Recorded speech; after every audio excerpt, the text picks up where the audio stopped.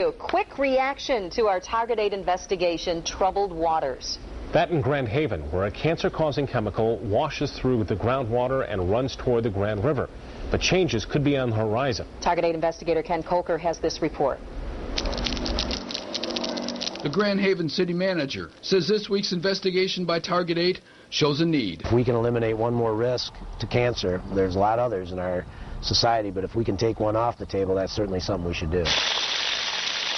Target 8 tested private wells in the city, found one with 850 parts per billion of vinyl chloride, a known human carcinogen, likely from industrial sites several decades ago.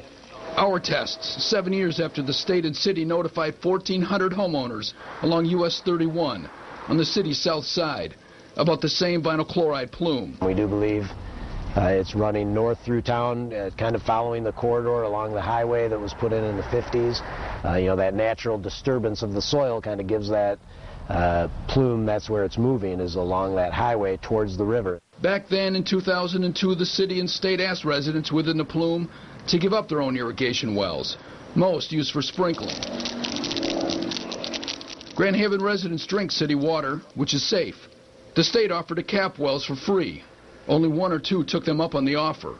McGinnis says he'll recommend a ban, perhaps citywide. The city environmental committee, he says, wants the same. Already the city banned such wells in 2 other parts of town. Their druthers would be to ban groundwater extraction everywhere in the city.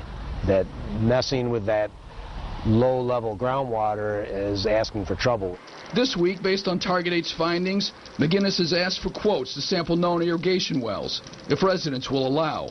He plans to ask the state to help identify homes with private wells and to test some of that water. He hopes by midsummer to come up with a possible ordinance to ban them, though he said he knows some residents will resist. It's their property and their water. When we can demonstrate that perhaps the risk extends outside your property lines, perhaps you're making the groundwater do something that's going to create problems for others. Bob Lyon says he understands. It was his well that tested positive for vinyl chloride, 400 times the level considered safe for drinking.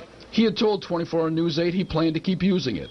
Today, I realize it's my property, but that I think the city has the power or something to stop anything that's going to be harmful to people. In Grand Haven, Ken Kolker, 24 Hour News 8.